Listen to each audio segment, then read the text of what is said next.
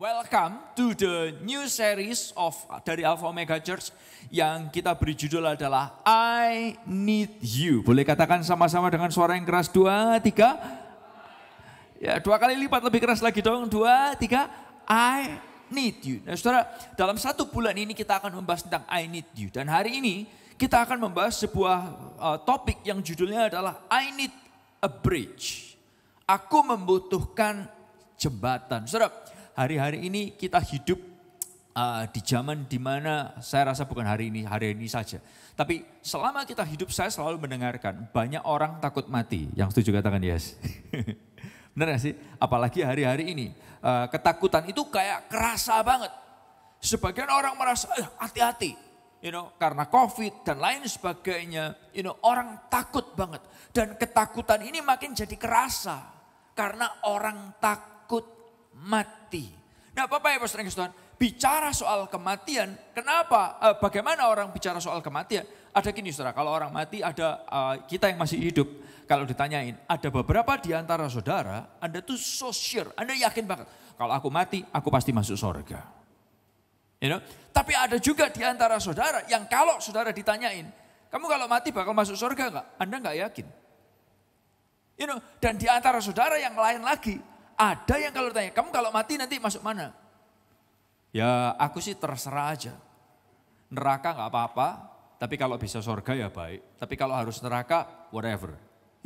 Dan ini realitasnya ketika kita bicara dengan semua orang. Bicara soal kematian, ada yang pikir, aku yakin aku masuk surga. Ada yang gak yakin masuk surga. Ada yang mikir, kalau aku udah pasti masuk neraka. Nah, tapi dari pembahasan ini mengingatkan bahwa kita semua pada dasarnya kita kepingin sorga setelah kematian kita. Yang setuju katakan yes? Yang setuju katakan yes? Buat Anda yang di online Anda juga boleh ketik yes kalau Anda kepingin sorga. Saya nggak tahu Anda yakin ataupun nggak yakin. Tapi kita semua kepingin sorga setelah kematian kita. Nah yang keren adalah gini. Tahukah saudara? Sebelum kita bisa memikirkan akan hal ini. Tuhan udah nge-plan ini buat saudara dan buat saya. Sebelum kita bisa memikirkan akan hal ini, Tuhan itu udah merencanakannya terlebih dahulu. Dia udah memikirkannya terlebih dahulu. Dan tahukah saudara, soal sorga ini, you can do nothing about it. Kita gak bisa ngelakuin apa-apa untuk terima sorga. Hanya karena lewat Yesus ngampuni dosa saudara dan saya, maka sorga bisa jadi milik kita. Yang setuju katakan yes? Nah oleh karena itu, tahukah saudara, ini. Kita bisa berkata, Tuhan aku ini perlu Tuhan. Karena salah satu yang Tuhan dapat kerjakan. Salah satu yang Tuhan dapat kerjakan dalam kehidupan kita adalah gini. Dia dapat ngampuni dosa saudara, dosa yang kemarin, dosa yang hari ini, dan dosa yang akan datang. Dan dia bisa kasih sorga buat saudara. Dan di sorga itu ada tempat buat saudara di sana. Oleh karena itu kita bisa berkata kita ini butuh Tuhan. Nah, dan bukan cuma hanya Tuhan, dengarkan saya. Tahukah saudara, Tuhan itu enggak jarang. Sekali lagi saya ulang, enggak jarang. Boleh katakan sama-sama enggak jarang, 2, 3. Enggak jarang Tuhan itu pakai orang lain. Untuk tolong saudara pindah dari neraka kepada sorga. Kadang dia kerja sendiri tapi enggak jarang dia juga pakai orang lain. Oleh karena itu, dan saya enggak tahu. Berapa di antara saudara yang punya pengalaman Anda bisa kenal Yesus itu sebagai Tuhan dan Juru Selamat. Itu karena ada teman saudara yang nelpon saudara, ngajak saudara ke gereja. Atau nginjilin saudara, atau doain saudara, deketin saudara terus. Dan karena Tuhan pakai kawan-kawan kita. Atau mungkin keluarga kita, mungkin papa mama kita, mungkin anak-anak kita. Dan karena Tuhan pakai orang di sekitar kita, gara-gara itu kita bisa ngerti ada Yesus yang bisa ngampuni dosa kita. Yang setuju katakan yes? Oleh karena itu kita perlu tahu bahwa gini, I need God and others. Aku perlu Tuhan dan sesama. Tapi saudara perlu tahu ini, others also need me. Because God wants me. Aku perlu Tuhan dan sesama, tetapi sesama juga perlu aku karena Tuhan mau aku. Saya ulang sekali lagi. I need God and others. But others also need me because God wants me. Boleh baca dalam bahasa Inggrisnya dong, sama-sama dong. 2, 3. I need God and others. But others also need me because God wants me. Dalam bahasa Indonesia gini, dalam bahasa Indonesia. Aku perlu Tuhan dan sesama. Tetapi sesamaku perlu aku karena Tuhan mau aku. Ya, sama-sama ya dalam bahasa Indonesia ya, dalam bahasa Indonesia. 2, 3. Aku perlu Tuhan dan sesama. Tetapi sesamaku perlu aku karena Tuhan mau aku. Nah, saya kepingin ajak saudara lihat bersama-sama. Kita perlu ada orang-orang yang mau bayar harga. Saya nggak tahu, mungkin mereka juga takut, mereka juga malu. Mereka mungkin pernah Anda tolak, mereka pernah Anda marahin. Seperti kalau ada orang yang jual, saya nggak tahu apapun produk dari bank atau financial things dan telepon, halo Pak dengan Bapak ini, saya, Mbak, saya nggak mau. Saya udah ditelepon lebih dari 30 kali dan ini nggak membesar-besarkan dan selalu saya katakan tidak mau. Anda pernah nolak orang seperti itu? Dan mungkin orang yang mau datengin saudara dan bicara soal Yesus kepada saudara juga pernah Anda tolak mentah-mentah. Tapi karena mereka mau bayar harga, entah mereka takut, entah sungkan apa, tapi mereka mau bayar harga untuk tolong saudara, jembatanin saudara. Nah, pertanyaannya adalah gini, kenapa sih ada orang yang mau bayar harga untuk menjembatani orang lain untuk ngalamin Tuhan? Why? Karena ternyata ini adalah hal yang Tuhan ajarkan. Kita lihat sama-sama dalam Matius 28 ayat yang ke-19. Ayat ini adalah ayat yang mungkin sering dibaca dalam terjemahan TSI, terjemahan sederhana Indonesia. Dikatakan gini saudara, kita baca sama-sama ya, mari. Yang di rumah ataupun dan juga di sini atau dimanapun saudara berada sama-sama yuk. 2, 3. Karena itu pergilah dan ajarlah orang-orang dari setiap suku bangsa supaya mereka menjadi muridku. Baptislah mereka sebagai orang yang mengikut aku, Bapakku dan Roh Kudus. Nah saudara, ini loh. Ayat ini yang membuat orang jadi berani melangkah ke kehidupan saudara. Tapi sebagian saudara mungkin juga berkata, oh ini ayat yang juga bikin perang. Ini ayat yang bikin persaingan antar agama. Tapi tahukah saudara, ayat ini juga yang membuat orang lain tolong saudara. Sehingga Anda bisa ngerti ada Yesus yang mengampuni dosa. Yang setuju katakan yes. Ada orang-orang yang berani bayar harga untuk deketin saudara, jembatanin saudara. Sehingga Anda tahu, ada Tuhan yang mau ngampuni dosa dan menyediakan rumah buat saudara di sorga. Nah Bapak Ibu saudara Tuhan, dan tahukah saudara, ketika ayat ini diberikan, semua mata beliau saya, ketika ayat ini diberikan, bukan berarti Tuhan itu malas. Tapi ketika ayat ini diberikan, ayat ini yang membuat hidup Anda dan hidup saya itu jadi berarti. Sekali lagi saya ulang. Ayat ini juga yang membuat hidup Anda dan hidup saya jadi berarti dan berguna. Karena hidup kita didesain oleh Tuhan. Gak cuma terima blessing, diberkati, dan diberkati, diselamatkan, lalu mati, masuk surga saja. Kayak gak ada gunanya setelah kamu dibaptis, kamu hidup lagi gak ada gunanya. No.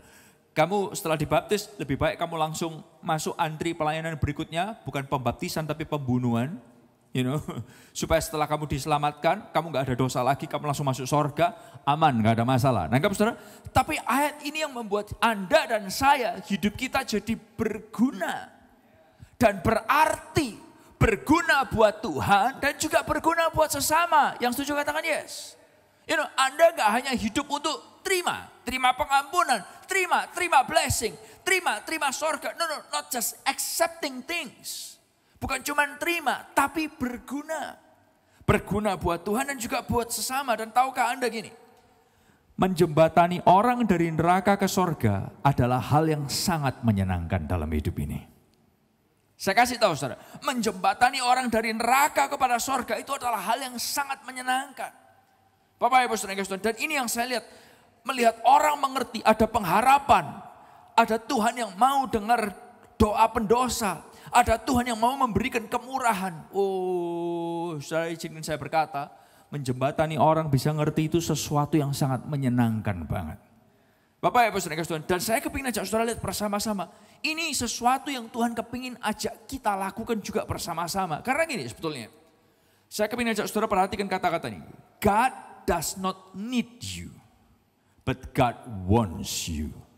Tuhan itu gak perlu saudara, tapi Tuhan itu mau saudara. Boleh katakan dalam bahasa Indonesia sama-sama, Tuhan gak perlu aku, tapi Tuhan mau aku. 2, 3, Tuhan gak perlu aku, tapi Tuhan mau aku. Boleh lebih keras lagi dong, sama-sama dong. 2, 3, Tuhan. Oke, sekali lagi. Dari depan sampai belakang, yang di atas dan juga yang di bawah. Sama-sama yuk. 2, 3, Tuhan. Tuhan gak perlu kita, tapi Tuhan mau kita. Kok bisa Ezra? Kenapa kok Tuhan gak perlu kita? Sebenarnya untuk jembatani orang, ngerti pindah dari neraka kepada sorga, Tuhan gak perlu Anda, Tuhan gak perlu saya. Serius. Beberapa waktu yang lalu saya ngobrol dengan profesor saya dulu di sekolah Alkitab. Profesor saya ini adalah orang yang suka baca, saudara. Dalam 1 minggu, speed readingnya dia baca 3 buku dalam 1 minggu. Bukan dalam 1 minggu dia nanjak berapa gunung, bukan, itu kalau pesepeda. Tapi kalau pengajar, itu dalam 1 minggu dia baca berapa buku. Dan speed readingnya dia adalah dalam 1 minggu dia baca 3 buku. Menurut saya itu sesuatu yang luar biasa banget. Lalu kemudian saya tanya sama dia, hey Dr. Dix, saya bilang sama dia, saya tanya sama dia, hal apa yang lagi hot dalam pikiranmu tentang Tuhan hari-hari ini? Orang yang suka baca, orang yang sangat logika banget, dia pasti memberikan sebuah pemikiran yang menurut saya bakal keren banget. Tapi saya cukup shock dengan apa yang dia katakan. Ini yang dia katakan, you know what, aku hari-hari ini lagi kepikiran banget tentang, aku kagum ya, tentang bagaimana Tuhan itu menjumpai orang lewat mimpi, lewat penglihatan. Yang saya shock banget, gak mungkin orang kayak dia ini percaya begituan.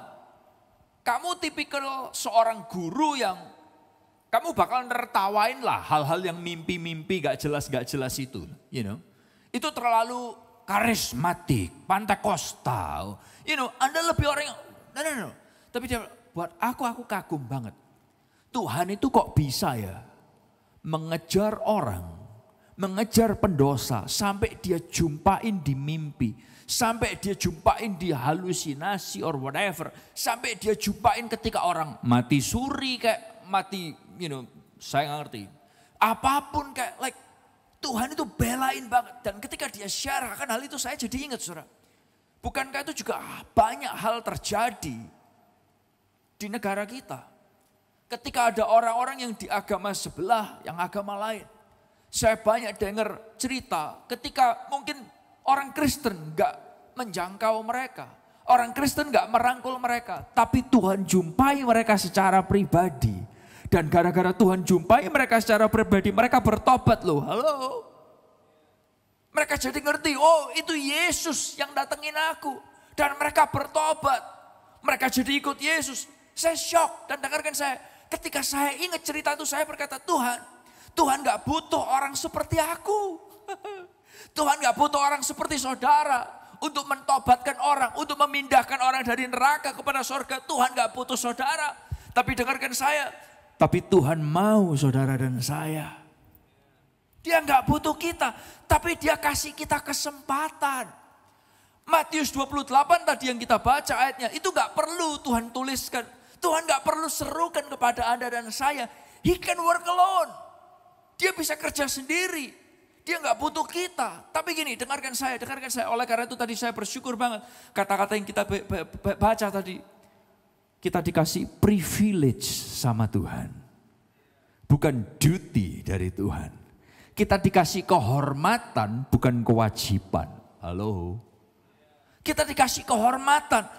Tuhan kepingin kita jadi partnernya Tuhan. Sekali lagi, Tuhan nggak butuh kita. Tapi Tuhan mau kita untuk involve.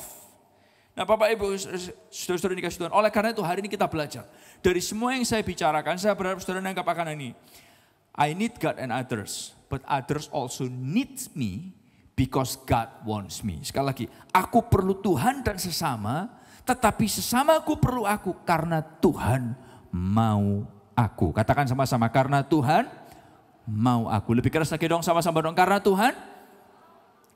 Saudara, kita perlu Tuhan, kita perlu sesama, tetapi sesama kita perlu saudara dan saya. Karena Tuhan mau Anda dan Tuhan mau saya. Sekali lagi, Tuhan gak butuh kita, tapi Dia mau kita. Keren gak sih?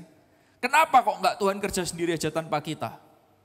Mindahin orang dari neraka kepada surga. Why? Karena gini, karena kalau kita dikasih privilege ini, yang pertama, ini melatih agar hati kita tuh gak egois. Yang setuju katakan yes. Yang setuju katakan yes. Melatih hati kita supaya gak cuma mikir aku diberkati, aku diampuni, aku dikasih rumah di surga. No. Lebih dari itu. Tuhan kasih saudara kehormatan. Supaya apa? Hati kita gak egois. Yang kedua adalah memberi kesempatan buat kita untuk punya pahala di surga. Yang berikutnya memberi kesempatan untuk kita hidup berguna. Boleh katakan sama-sama berguna. 2, 3. Ini kasih kesempatan kita hidup berguna. Nah pertanyaan adalah Ezra, oke, dalam beberapa menit ini Ezra, bagaimana kita nih jembatanin orang?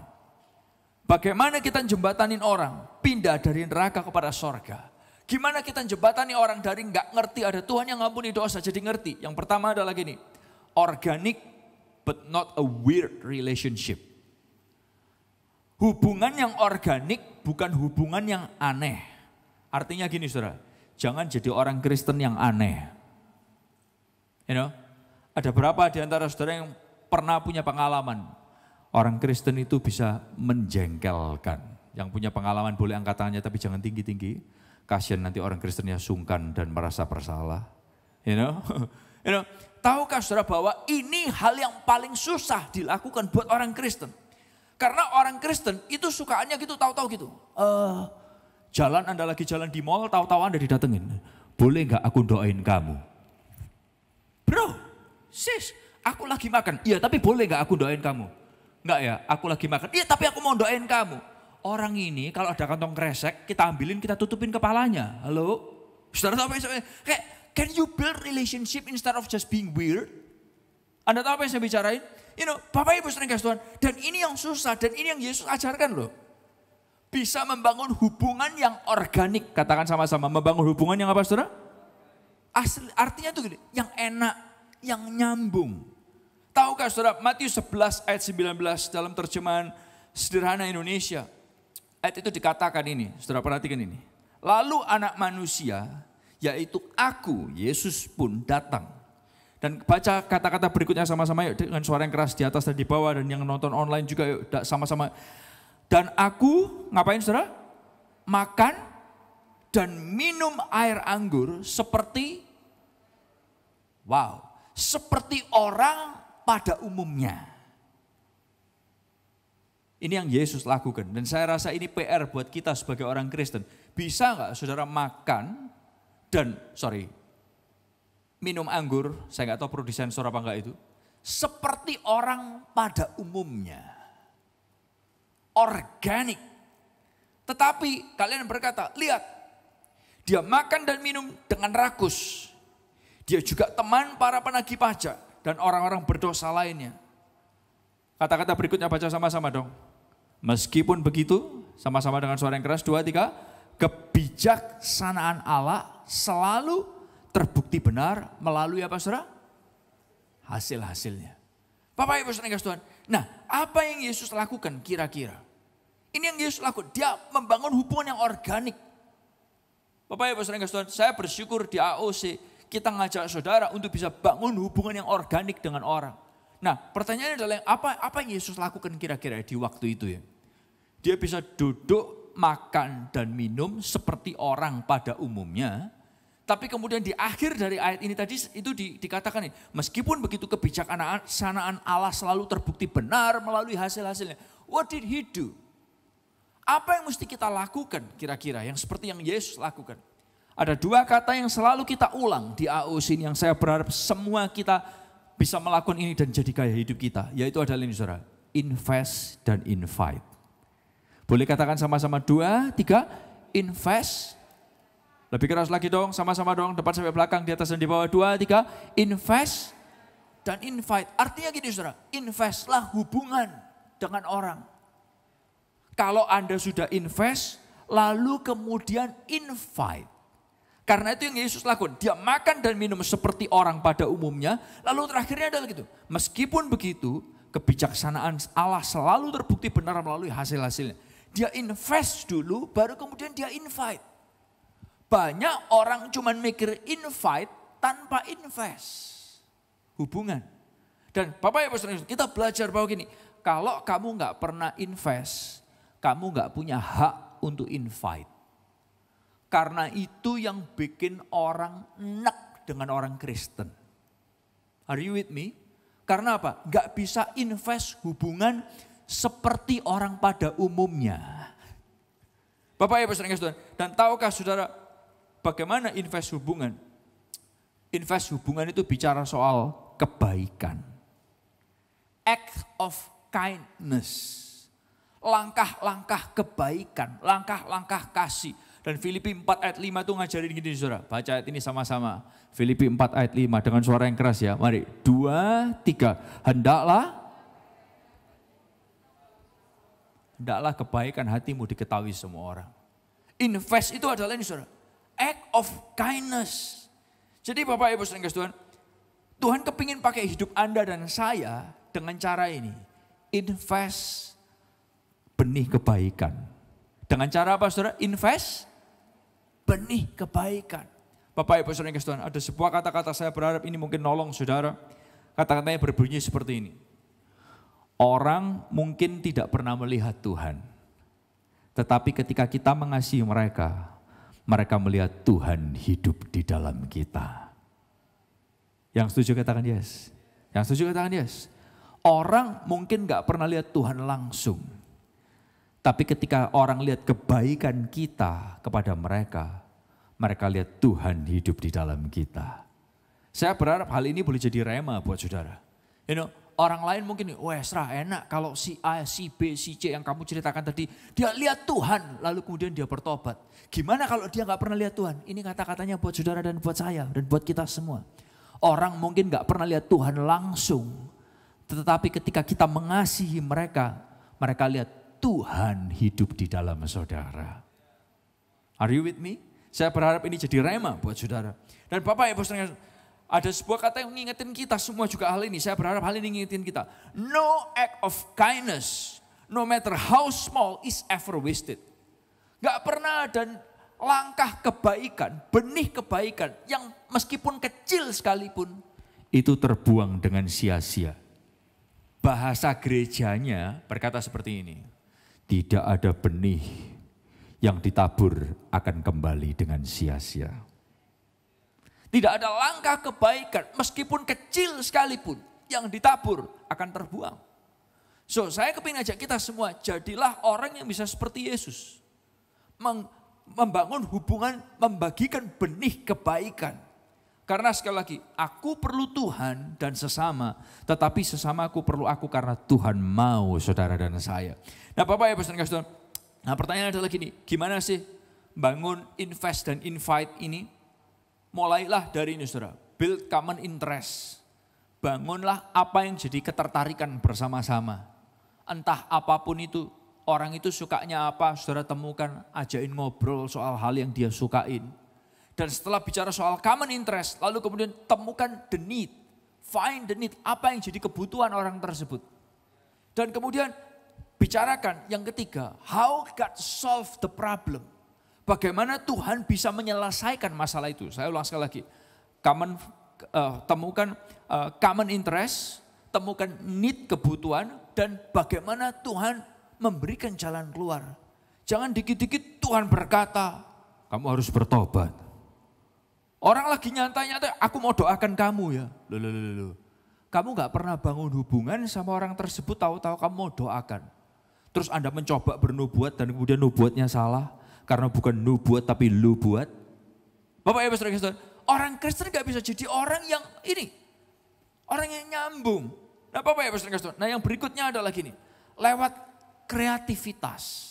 Kalau tadi yang pertama, kita lihat bersama-sama bagaimana hubungan yang organik bukan hubungan yang aneh. Nah yang kedua adalah kreativitas. Boleh katakan sama-sama kreativitas. 2, 3. Bapak Ibu yang dikasih Tuhan, tahukah saudara, kita perlu membuat hal-hal itu jadi menyenangkan. Contoh ya, anak-anak kita, kalau disuruh sekolah susah gak? Suruh kerjakan PR, susah gak? Tapi kalau dikasih tahu, Marvel keluar film baru, itu gak perlu dipaksa, ngajak saudara nonton malah dia. Yang setuju katakan yes. Yang setuju katakan yes. Kalau diajak ke Disneyland, Universal Studio, itu gak usah dipaksa, mereka yang minta. Why? Because it's fun. Loh, kenapa kalau sekolah perlu dipaksa? Karena sekolahnya gak fun. Jujur aja, karena sekolahnya gak kreatif. Gurunya ngomongnya dengan gaya ibu-ibu yang udah gak nyambung sama anak-anak. Ibu-ibunya juga cepet-cepet bangun, lalu kemudian model apa adanya, betul ya Bapak Ibu Saudara yang Tuhan. Lalu kemudian ngomong, anak-anak ini, gue ngeliat muka ibu ini aja enak, cuman gak berani ngomong, bener gak sih? Saya yang cuman menyampaikan isi hati, teman-teman semua.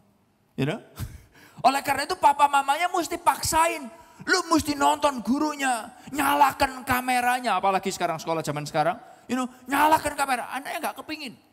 Tapi kalau diajak ada nonton filmnya yang baru, Marvel atau siapapun, mereka gak harus dipaksa, mereka mau. Why? Karena menyenangkan, sesuatu yang kreatif. Dengarkan saya, bagaimana dengan Tuhan? Seringkali orang bikin ibadah, orang bikin khotbah, orang bikin musik gereja, gak kreatif dan gak asik. Sampai banyak orang harus dipaksa dengar Yesus. Sampai banyak orang harus dipaksa dengar musik gereja. Tapi ketika khotbah, musik gereja bisa menyenangkan, orang gak usah dipaksa, mereka justru kepingin datang dan dengar dan lihat. Yang setuju katakan yes. Dan tahukah saudara apa yang Yesus lakukan? Ini juga yang dilakukan oleh Yesus. Waktu dia mau ngomong sama orang yang namanya Saulus. Dia datang dengan dia kasih cahaya yang keren. Yang Saulus gak pernah lihat. Lagi jalan tengah malam tahu-tahu ada cahaya keren banget. Apa nih sampai membutakan matanya. Ini bukan halusinasinya Saulus. Ternyata matanya sampai buta. Dia lihat benar-benar ada cahaya, semua orang juga lari ketakutan. Dia sampai buta. Dan di momen seperti itu Tuhan udah kasih cahaya, Tuhan kasih suara. Saulus, Saulus. Saya nggak tahu waktu itu suaranya menggema apa tidak. Karena waktu Tuhan ngomong itu pasti di alam terbuka sangat luar biasa. Dia lagi di jalan. Mengapa kamu menganiaya aku? Dan saya percaya Tuhan bawa sound system yang terbaik di waktu itu. Untuk ngomong sama Saulus sampai dia mau denger. Karena kalau nggak enak dia nggak mau denger. Bapak Ibu sering kasih Tuhan. Tuhan punya cara yang kreatif. Dan pertanyaan adalah gini, bisa nggak sih kita tuh membangun suasana yang menyenangkan. Sehingga orang berdosa tuh suka lihat ibadah kita. Sehingga orang berdosa suka dengar musik kita. Why? Because we build it nice. Kita membuatnya jadi baik. Karena ini yang terjadi dengan kehidupan Yesus. Lukas 15 ayat yang pertama sampai yang kedua. Ini ayat yang jarang dibahas di gereja-gereja atau orang Kristen. Tapi ayat ini sering dibahas di AOC. Dan saya kepingin saudara lihat lagi dan lagi. Karena pengulangan itu menuntun kepada pewahyuan. Yang setuju katakan yes? Oke, kita baca ayat ini dengan suara yang keras sekali ya. Dari bahasa Indonesia terjemahan baru aja. Oke, dari bahasa Indonesia terjemahan baru. Mungkin boleh klik berikutnya. Oke. Ya, klik berikutnya. Ini yang terjemahan New Living Translation. Kalau nggak bisa saya bacain aja nggak apa-apa. Oke. Para pemungut cukai dan orang-orang berdosa biasanya datang kepada Yesus untuk mendengarkan dia. Ayat itu berkata, biasanya datang kepada Yesus untuk mendengarkan dia. Katakan kata-kata biasanya. 2, 3. Lebih keras lagi. 2, 3. Siapa yang biasa dengerin Yesus? Bukan orang yang suka sama Yesus. Bukan orang Yahudi, bukan. Waktu itu mereka jadi orang yang sudah jadi percaya Bapak. Tapi ini, dengarkan saya. Yang sering dengerin Yesus, yang biasanya dengerin Yesus adalah ini. Para pemungut cukai dan orang-orang berdosa. Bapak Ibu saudara Tuhan, dan ini yang AOC kepingin dalam New Living Translation-nya. Kalau masih nggak nemu, oleh karena itu perlu dipersiapkan dengan lebih luar biasa lagi. Tax collectors and other notorious sinners often came to listen to Jesus teach. Ini loh, mereka biasanya, nah pertanyaan saya adalah gini, AOC kepingin membuat semua orang khususnya orang berdosa, itu suka dan menikmati musiknya Sound of Praise, teachingnya di AUC. Why? Karena itu menyenangkan dan menolong mereka untuk menjembatani mereka kepada Tuhan. Bisa diikutin saudara? Oleh karena itu kalau saudara tanya, why we do what we do? Kenapa AUC begini? Kenapa AUC begitu? Kenapa musiknya begini? Kenapa lightingnya begitu? Kenapa fashionnya seperti itu? Why? Karena kita membangun gereja di mana orang berdosa suka mendengarkan dan mengerti tentang Yesus lewat gereja ini. Boleh kasih tepuk tangan yang luar biasa. Oh, Anda boleh tepuk tangan jauh lebih keras lagi, saudara-saudari kasih Tuhan. Sekali lagi, dan ini yang kita lihat karena apa? Karena the church is not a museum for saints, but a hospital for sinners. Karena gereja itu bukan museumnya orang rohani, tapi gereja itu adalah rumah sakit buat orang-orang yang berdosa. Sekali lagi, why are we fighting so hard? Kenapa kita fighting so hard tentang hal ini? Serius ya, bikin musiknya SOP itu kita diketawain orang. Terlalu mahal, terlalu hingar-bingar, terlalu jedak-jeduk. Bajunya, celananya. I mean like, kalau kamu gak pernah bawa pendosa ke gereja, maka kamu hanya akan komplain. Tapi kalau kamu bawa pendosa ke gereja, kamu akan bersyukur. Karena ada orang-orang yang mau bayar harga. Why? Sehingga sinners bisa nyambung dengan apa yang Yesus mau bicarakan dalam hidup mereka. Yang setuju katakan yes. Bapak Ibu Saudara Kristen, oleh karena itu saya kepingin ajak saudara lihat ini. Nah, bersama-sama lewat gereja ini, Anda dan saya, bersama-sama kita berguna menjembatani lebih banyak orang untuk ngalamin Tuhan. Saya ingin katakan kepada saudara semua mata belit saya, AOC bukan gereja yang sempurna. Bukan gereja untuk orang yang sempurna. Gak ada satupun di antara kita yang sempurna di tempat ini. Yang setuju katakan yes. Demikian juga dengan gerejanya juga gak sempurna. Tapi ayo mari kita gandeng tangan sama-sama. Hidup Anda bisa berguna untuk kerajaan sorga. Lewat melayani di tempat ini. Yang setuju katakan yes. Nah, yang berikutnya adalah gini saudara. Bagaimana kita menjembatani orang. Yang ketiga adalah ini, yang terakhir. Life example. Teladan hidup. Boleh katakan sama-sama? Lewat apa saudara? Teladan hidup, life example. Tapi tahukah saudara, ketika kita bicara soal teladan hidup, sebagian dari saudara akan langsung mikir gini, oh makanya aku nih hidup gak boleh jelek, gak boleh neko-neko. Istilahnya gitu ya, neko-neko. Kalau saudara mengerti, kalau gak ngerti, it's okay. Itu bahasa Yunani yang sangat Yunani sekali. Itu ya saudara ya. Makanya hidupku harus baik, gak boleh jelek. Bukan itu. Apa artinya life example? Jadi teladan hidup. Jadi teladan hidup itu artinya gini saudara. Jadilah teladan bahwa hidupmu itu adalah hidup oleh anugerah bukan karena kehebatanmu. Jadilah teladan hidup bahwa gini loh. Ini loh aku contohnya. Dulu aku hancur, dulu aku jelek. Tapi anugerah Tuhan itu besar buat aku. Aku ini gak layak, aku ini gak pantas. Tapi karena aku gak layak dan aku gak pantas, aku jadi kandidat terbaik untuk anugerahnya Tuhan. Itu life example-nya. Bukan life example-nya, oh aku sudah gak gini lagi. Dulu perkataanku kotor, aku gak pernah berkata kotor lagi. Karena aku gak pernah berkata kotor, aku diberkati. No! Itu life example kelas kayak sebelum TK. You know? Tapi ketika Anda mengerti firman Tuhan, life example bukan I'm good. Tapi life example adalah gini, aku ini gak layak, aku gak pantas, aku gak bisa, nothing good dari aku. Tapi karena aku gak layak, aku gak pantas, aku adalah kandidat yang terbaik buat anugerahnya Tuhan. Gak ada hal yang bagus yang aku bisa kerjakan. Tapi aku punya Yesus yang gak mudi dosa. Sehingga sorga jadi milikku. Boleh kasih tepuk tangan yang paling luar biasa buat Tuhan kita. Bapak Ibu Saudara, life example yang ini yang saya ingin bicarakan. Karena gini, ketika Anda hebat, maka kehebatan Tuhan itu jadi lemah. Boleh klik berikutnya, di situ seharusnya ada. Tetapi ketika Anda lemah, kehebatan Tuhan itu jadi nyata. Bukan Anda hebat. Kalau Anda hebat, maka kehebatan Tuhan lemah.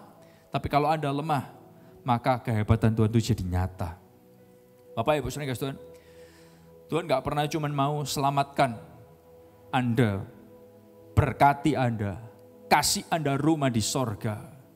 Yes, He want to do all of those things. Dia mau lakukan semua itu, dia mau memberkati saudara, melimpahi saudara. Tapi Anda gak cuma dibuat boneka sama Tuhan. Tapi Anda dijadikan partner sama Tuhan. Dikasih kehormatan. Menjembatani kehidupan. Pindah dari neraka kepada sorga. Bapak Ibu Saudara sekalian, terakhir pikirkan ini sama-sama ya. If you are a Christian and not crying or yearning for souls to be won, you must check your Christianity. Kalau kamu berkata kamu tuh Kristen, kamu cinta Yesus, tapi kamu gak pernah nangis buat orang yang terhilang. Kamu gak habis-habisan buat orang yang terhilang. Kamu perlu ngecek kekristenanmu.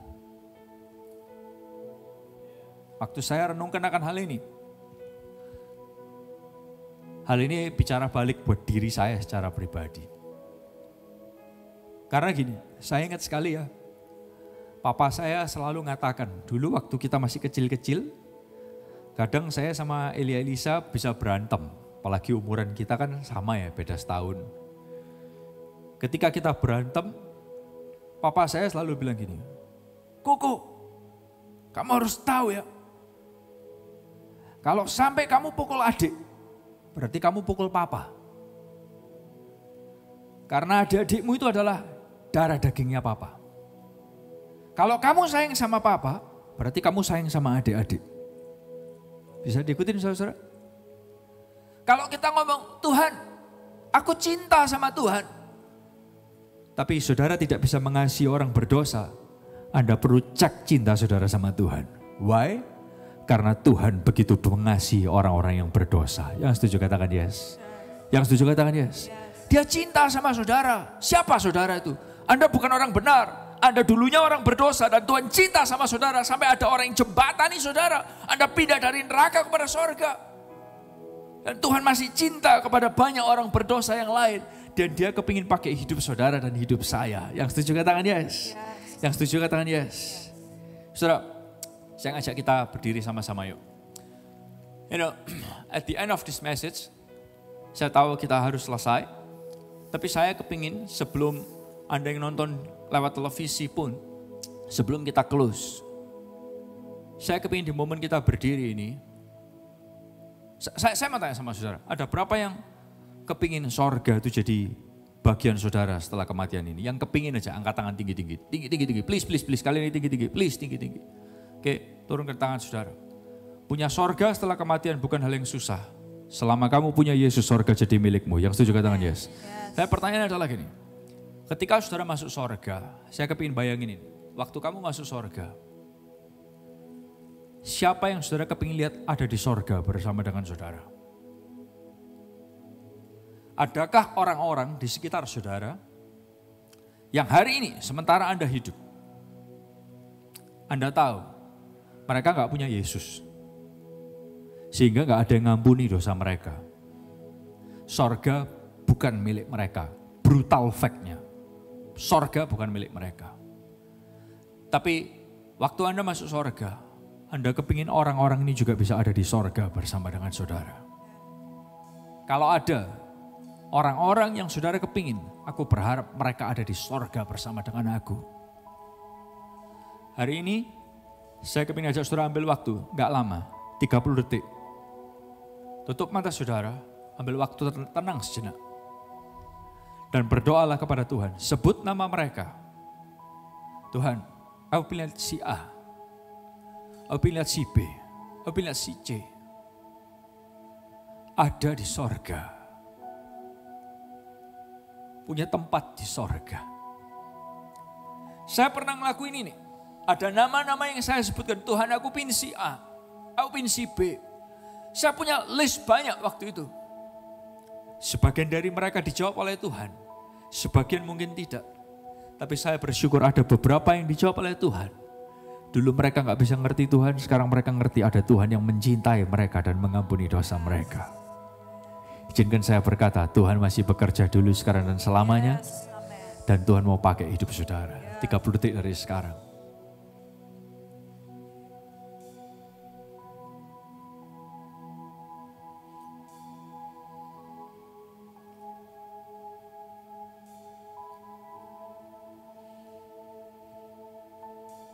Dengan nama-nama itu, Tuhan mau hidupmu berguna.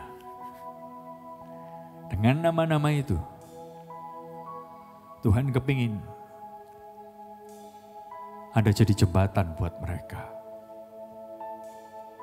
Dengan nama-nama itu, Anda perlu tahu, Anda bukan cuma diberkati, diampuni, dikasih rumah di sorga. No.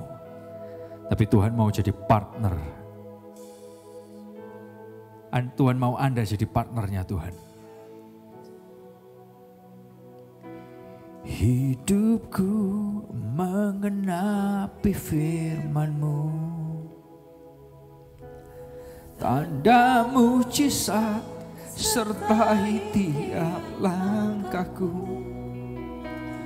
Kau bersamaku Di dalammu jadi bukti kebesaran. Biar jadi doamu. Hidupku mengenapi firman-Mu, tanda mujizat sertai tiap langkahku. Kau bersamaku